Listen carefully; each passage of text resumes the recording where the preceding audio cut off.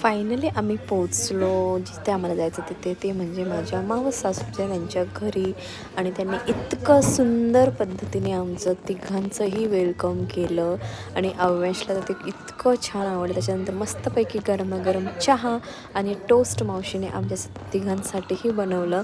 त्याच्यानंतर हॉलमध्ये येऊन येणं आम्हाला इक्लायनर चेअरसोबतच खेळायचं होतं. पण मावशीला ना अव्यांशसोबत खेळायचं होतं, म्हणून अव्यांशसाठी मस्तपैकी बॅट बॉल वगैरे आणि अजून बरंच काही काही ती घेऊन आली होती सरप्राईजेस. पण म्हटलं आधी एक एकच देऊयात. आणि त्या दोघी इतक्या एक्सायटेड होत्या त्याला घेऊन, पण त्याला ते न खेळताना त्यांच्या टी कोस्टरसोबतच खेळायचं होतं, जे की मावशी अगदी त्याच्यासोबत पेशन्सली खेळत होती. त्याच्यानंतर मग मी फ्रेश होऊन आली आणि अव्यांसाठी त्याची कार, त्याचा बॅट, त्याची बॉल आणि बुक सगळं बाहेर काढून त्याला खेळायचं होतं. पण मावशीला अजिबात थकल्यासारखं होत नव्हतं, कारण 1 वर्षानंतर अहो तिला भेटला होता. आणि सगळ्यांसोबतच खूप मज्जा केली त्याने. आणि आम्ही सगळ्यांनी मग सगळे थकले, खेळ वगैरे सगळं झालं.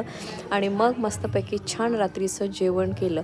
आता रात्रीच्या जेवणामध्ये मस्तपैकी अशी किनोवा आणि डाळीची खिचडी आणि आईने घरून जे मांडे दिलं ते मावशीनं त्यांना खायचे होते.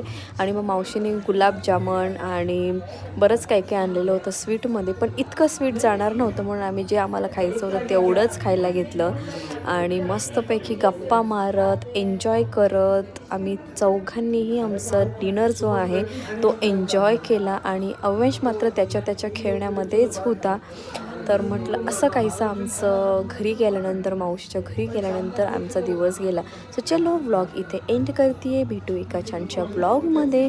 तोपर्यंत बाय अँड टेक केअर.